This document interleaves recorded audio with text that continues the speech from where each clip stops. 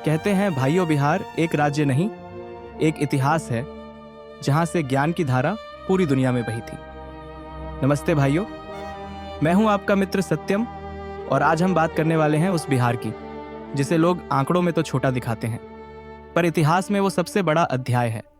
कभी यही धरती थी जहां नालंदा और विक्रमशिला जैसे विश्वविद्यालयों से पूरा विश्व ज्ञान लेने आता था, जहां चाणक्य ने राजनीति का शास्त्र लिखा, जहां आर्यभट्ट ने शून्य दिया और जहां गौतम बुद्ध को ज्ञान की प्राप्ति हुई। पर आज जब कोई कहता है बिहार पिछड़ा है तो दिल में एक सवाल उठता है, क्या बिहार पिछड़ा है या हम उसे पीछे छोड़ चुके हैं? बिहार के पास सब कुछ है, जमीन, दिमाग, मेहनत और इतिहास। बस नहीं है तो सही दिशा और ईमानदार व्यवस्था। कभी कभी लगता है बिहार के युवाओं में इतनी ऊर्जा है कि वो देश की रफ्तार बदल सकते हैं, पर सिस्टम उन्हें मजबूर कर देता है कि वो घर छोड़कर दिल्ली, मुंबई या पंजाब चले जाएं। लेकिन भाइयों, समस्या कोई सजा नहीं होती। अगर इरादा मजबूत हो तो वही समस्या बदलाव की वजह बन जाती है। इसलिए आज का ये सफर सिर्फ आलोचना नहीं बल्कि आत्ममंथन है। एक यात्रा है यह समझने की कि बिहार कैसे बदलेगा, कौन बदलेगा और कब बदलेगा। इस फिल्म शब्द में हम बात करेंगे शिक्षा की, जहां बच्चे अब भी टिन के स्कूलों में सपने देख रहे हैं, रोजगार की, जहां डिग्रियां तो हैं पर मौके नहीं, भ्रष्टाचार की, जो विकास के रास्ते में दीवार बन चुका है, आधारभूत ढांचे की, जहां सड़कें और बिजली अब भी अधूरी हैं, और पलायन की, जहां बेटा घर से दूर काम करने को मजबूर है। पर अंत में हम बात करेंगे गर्व की, उस सांस्कृतिक पहचान की जो आज भी बिहार को सिर ऊंचा रखने की ताकत देती है। क्योंकि भाइयों, बिहार को बदलना किसी सरकार का नहीं बल्कि हर बिहारी का काम है, और अगर नीयत सच्ची हो तो मिट्टी से भी सोना उगता है। कहते हैं भाइयों, जिस धरती से ज्ञान की शुरुआत हुई थी, आज वहीं बच्चे टपकती छतों के नीचे पढ़ते हैं। आज हम बात करेंगे बिहार की शिक्षा व्यवस्था की, जहां कभी नालंदा और विक्रमशिला जैसे विश्वविद्यालय थे, पर आज एक सरकारी स्कूल में कुर्सियां और किताबें भी गिनती की बची हैं। कभी बिहार का नाम सुनते ही लोगों को ज्ञान याद आता था। यहाँ चाणक्य ने नीति बनाई, आर्यभट्ट ने गणित दिया और महावीर ने धर्म का दर्शन सिखाया।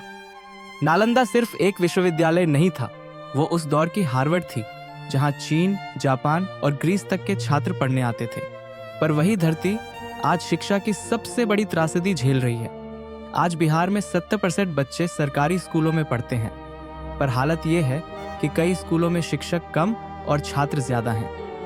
कहीं एक टीचर 5 क्लासों को पढ़ा रहा है तो कहीं मिड डे मील ही बच्चों के स्कूल आने की वजह बन चुका है। परीक्षा व्यवस्था भी बस औपचारिकता बन गई है। टॉपर स्कैम जैसे मामलों ने बिहार के युवाओं की मेहनत पर एक गहरा धब्बा लगा दिया। समस्या सिर्फ सरकार की नहीं, समाज की भी है। हम डिग्री को महत्व देते हैं, ज्ञान को नहीं। हम रैंक पूछते हैं, समझ नहीं। बिहार को अब पढ़ाई नहीं, शिक्षा की क्रांति चाहिए।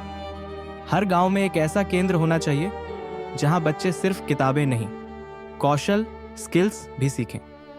डिजिटल लर्निंग को बढ़ाना, स्कूल इंफ्रास्ट्रक्चर को सुधारना और टीचर ट्रेनिंग को अनिवार्य बनाना, यही असली सुधार होगा।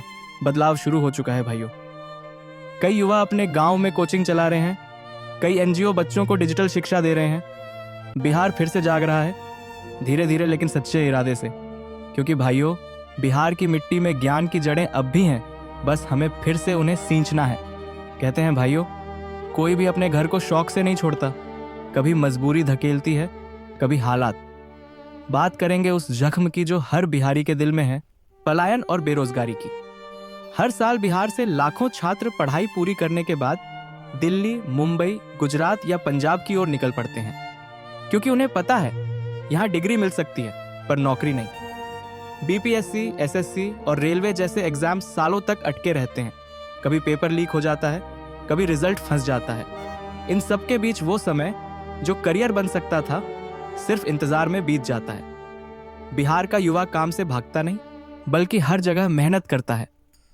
दिल्ली की मेट्रो से लेकर मुंबई की बिल्डिंग तक हर जगह एक बिहारी का पसीना दिखता है। पर दुख इस बात का है कि वो मेहनत अपने राज्य की सड़कों पर नहीं दिखती। बिहार में उद्योग और निवेश की कमी रोजगार की सबसे बड़ी जड़ है। यहाँ बिजली, सड़क और औद्योगिक नीति इतनी धीमी है कि निवेशक डर जाता है। स्किल ट्रेनिंग सेंटर्स की संख्या कम है और जो हैं भी वहाँ सुविधाएं अधूरी हैं। बिना उद्योग, बिना प्लानिंग कैसे रुकेगा पलायन? पर भाइयों, कहानी खत्म नहीं हुई। कई युवा अब बिहार से ब्रेन ड्रेन नहीं ब्रेन गेन कर रहे हैं। किसी ने अपने गांव में स्टार्टअप खोला, किसी ने ऑनलाइन शिक्षा मंच बनाया, तो किसी ने छोटा उद्योग शुरू करके दर्जनों लोगों को नौकरी दी। बदलाव धीरे धीरे आ रहा है। अब बिहार का युवा मौका नहीं ढूंढ रहा, बल्कि मौका बना रहा है। हर ट्रेन जो बिहार से निकलती है वो सिर्फ यात्रियों को नहीं, सपनों को लेकर जाती है।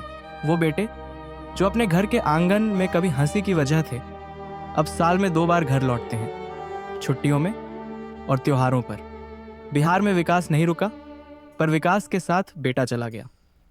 पर भरोसा रखो भाइयों, वो दिन लौटेगा जब बिहार से लोग बाहर नहीं, बिहार की ओर आएंगे। अगर सरकारें पारदर्शिता, रोजगार नीति और इंफ्रास्ट्रक्चर पर ईमानदारी से काम करें और युवा सिर्फ नौकरी नहीं, अवसर बनाने की सोचें, तो बिहार में फिर से माइग्रेशन नहीं, इनोवेशन होगा। क्योंकि भाइयों, पलायन मजबूरी है, पर बदलाव जरूरी है।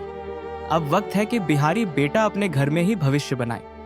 अगर वीडियो पसंद आया हो तो लाइक करें, शेयर करें और मेरे चैनल सत्यम्स विजुअल वाइब्स को सब्सक्राइब करें, क्योंकि बिहार सिर्फ हमारा घर नहीं, हमारी जिम्मेदारी है।